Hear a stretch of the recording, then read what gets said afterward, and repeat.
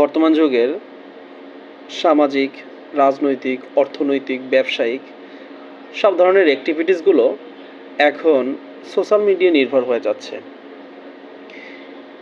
এসব কারণেই আমরা যারা তরুণ আছি তাদের পাশাপাশি স্বাভাবিকত রেসে টিকে থাকার জন্য হলেও প্রবীণরাও সোশ্যাল মিডিয়া ব্যবহারে অভ্যস্ত হওয়ার চেষ্টা করছেন।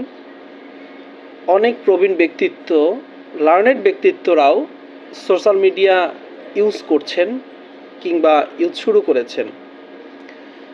কিন্তু ভাবার একটা বিষয় হচ্ছে, হয়তো তারা জ্ঞানী হলেও সোশ্যাল মিডিয়া সম্পর্কে পর্যাপ্ত জ্ঞান না থাকার কারণে নানা ধরনের ইস্যু তারা শেয়ার করছেন, কিন্তু বিষয়টি ফেক।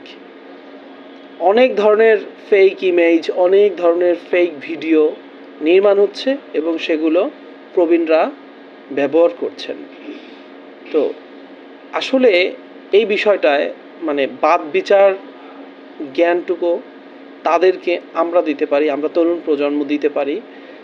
ফেক যে বিষয়গুলো আছে, ফেক যে ইমেজগুলো আছে, এডিটেড যে ইমেজগুলো আছে, সেগুলো ব্যবহার থেকে অথবা সেগুলো শেয়ার থেকে কিংবা সেগুলো বিশ্বাস করা থেকে প্রবীণদেরকে দূরে রাখতে আমরা তরুণরা ভূমিকা রাখতে পারি।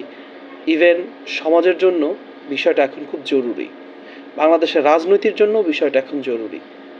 গুজব বেশ চড়াও আকারে ধরা দিয়েছে শুধু এই ধরনের ফেক ইমেজ, এডিটেড ভিডিও কিংবা ডিপফেক ভিডিওর কারণে।